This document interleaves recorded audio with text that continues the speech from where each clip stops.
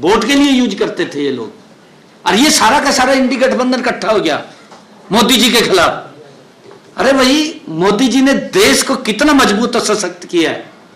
अगर आप लोग देखेंगे, कांग्रेस का 55 साल का शासन रहा, ये इंडी गठबंधन के लोग भी उसके साथ जफ्फी पाए बैठे रहे सिट्टा के ऊपर, ये क्योंकि माल का हिस्सा जाता है इनके पास भी, ये देखते थे।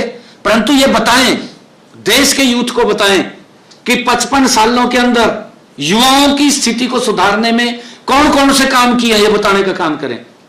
क्या हालात थी यूथ की? यूथ सड़कों पे घूमता रहता था इनके समय के अंदर, बसों के ऊपर पेपर देना पड़ता था, बसें नहीं मिलती थी, अगर एक अद्धी कोई मिल जाती उसकी छतों के ऊपर चढ़े रहते, किस किस साधन से जाते थे। ये हालात इन्होंने किए।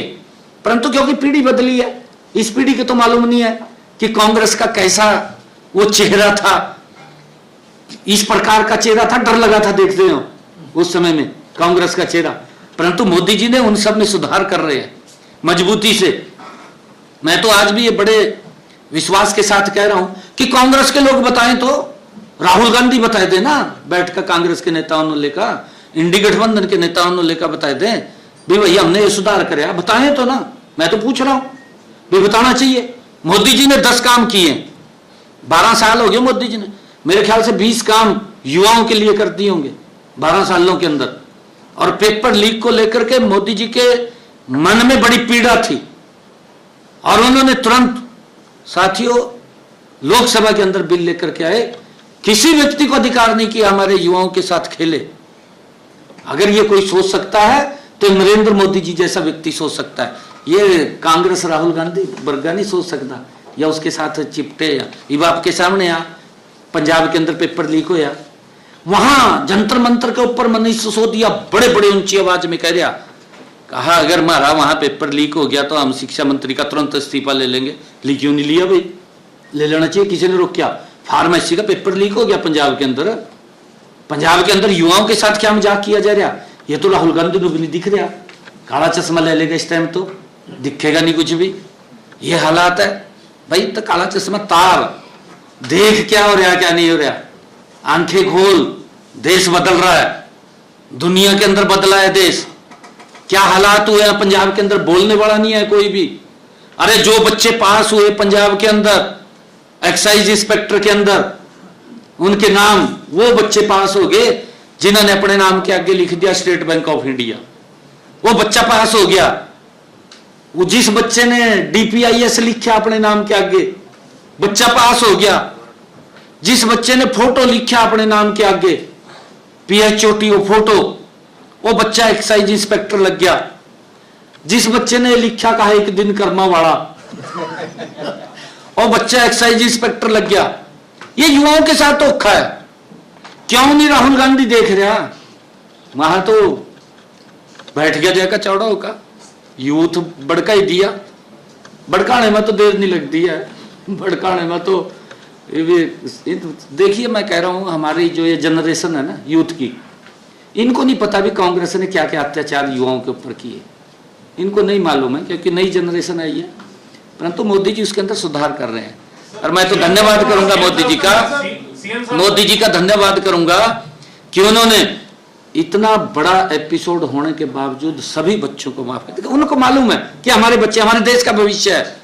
हमारा देश विकसित भारत की अगर बात करिए तो यही वो लोग हैं जो विकसित भारत में अपना योगदान देने वाले हैं। हरियाणा में जो है बिना खर्ची बिना पर्ची एक बहुत बड़ा कदम है और ये जो भ्रष्टाचार नौकरियों में रहता था वो खत्म हुआ है, इसमें कोई दो राय नहीं। लेकिन जो प्रोसेस है अभी भी भर्ती का, वो बड़ा लंबा प्रोसेस है। 5-5, 4-4, 6-6 साल लग जाते हैं एक टेस्ट के बाद, मतलब भर्ती करने में। तो उसको तेज करने में या टाइम बाउंड करने के लिए नहीं, हम तो तेज कर रहे हैं, पर एक भर्ती रोको गैंग है, भर्ती रोको गैंग, वो देर नहीं करती। जो ही एडवर्टाइजमेंट होगी वो एकदम हाई कोर्ट में पहुंच जाएंगे और फिर हाई कोर्ट जब तक उसकी पूरी प्रक्रिया नहीं आएगी, समय तो लगता है ना हाई कोर्ट के अंदर, हम भी कुछ नहीं बोल सकते ना जी उसके आगे।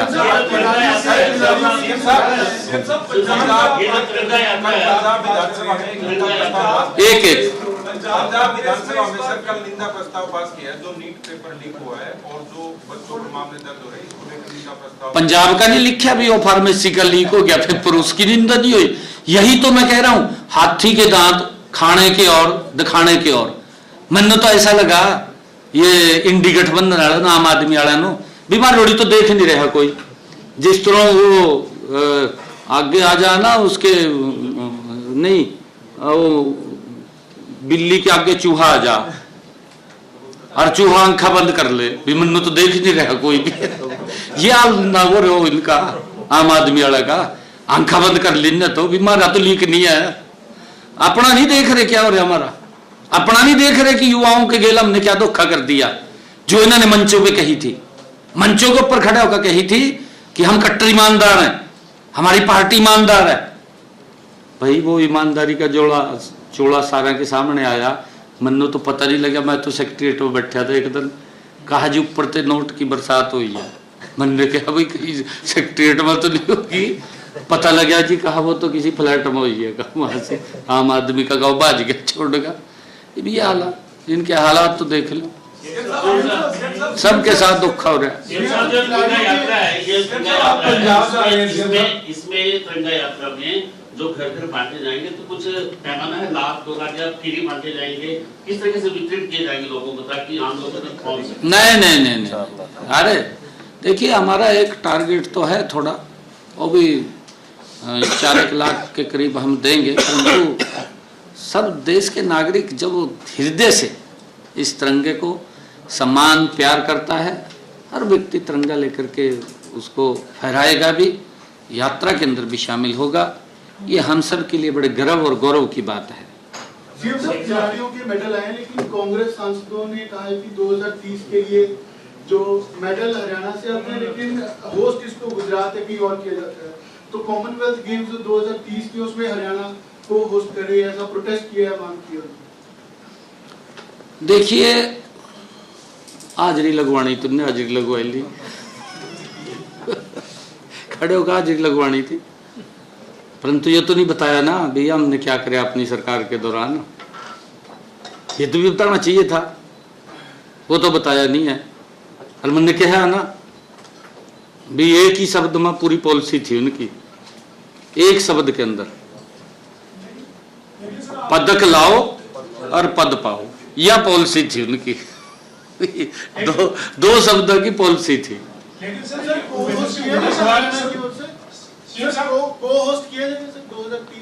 है जी नहीं, अच्छा है, हम भी करते हैं ना पहले भी, ऐसा नहीं है कोई विषय। ये तो देश के लिए गर्व की बात है कि कॉमनवेल्थ गेम हमारे देश के अंदर है, हमारे पूरे देश के लिए गर्व की बात है, हमारे पूरे देश के युवाओं के लिए, खिलाड़ियों के लिए गर्व की बात है कि देश होस्ट कर रहा है। सीएम साहब आप खेल नीति की सर खेल नीति की बात हो रही है, लेकिन भूपेंद्र सिंह हुड्डा कह रहे हैं सर कि हरियाणा में पहले जो नीति थी हमारी वो बेहतर नीति थी, उसमें खिलाड़ियों को डीएसपी भर्ती करते थे। अब जो है वो नीति में बदलने के बाद खिलाड़ियों में वो उतना उत्साह नहीं है जो पहले डीएसपी रखते थे। भाई अगर उनकी नीति बढ़िया थी फिर पदक क्यों नहीं आए? पदक आने चाहिए थे ना, पदक तो आए नहीं।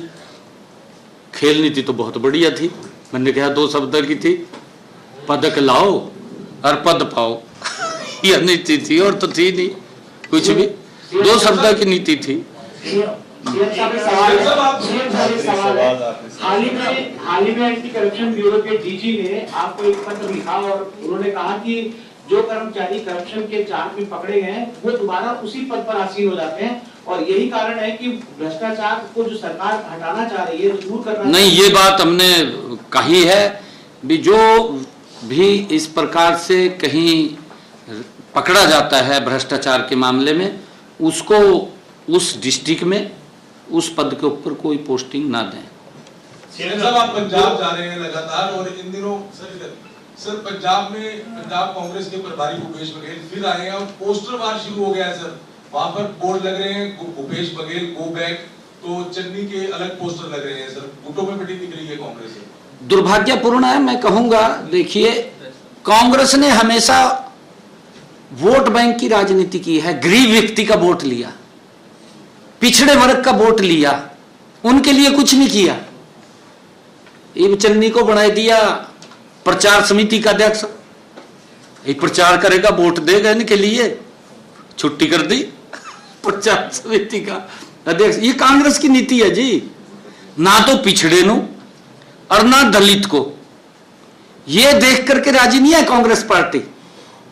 भाई जिस व्यक्ति ने क्रूशियल समय के अंदर कांग्रेस का साथ दिया हो, चन्नी जैसे व्यक्ति ने, क्रूशियल समय था कांग्रेस के ऊपर, उस समय बढ़ गया, हरीजा उसको बाहर कर दिया। बताओ भाई, उसने प्रचार समिति का अध्यक्ष बना करके, ये दलित ऐसी समाज के साथ कांग्रेस ने अपमान किया, उनको अपमानित किया है कांग्रेस ने। इसी प्रकार ये बीसी समाज को अपमानित करने का काम कांग्रेस नहीं छोड़ती है। ये तो राजी, हाँ कहा जी बस जेब में हाथ पायों को नहीं जा, राहुल गांधी अपना ठीक है, राजी है।